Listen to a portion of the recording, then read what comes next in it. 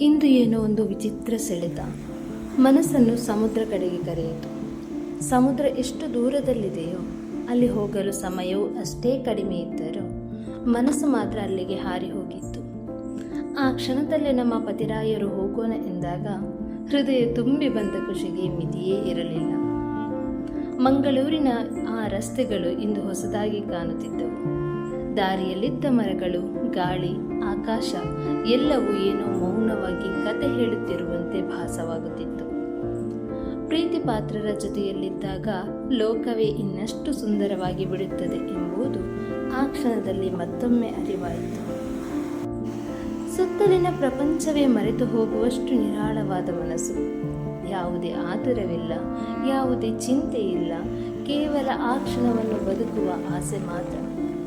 ಕೊನೆಗೂ ಸಮುದ್ರದ ದಡ ತಲುಪಿದಾಗ ಅಲೆಗಳು ಚಾಚಿ ಸ್ವಾಗತಿಸಿದಂತಾಯಿತು.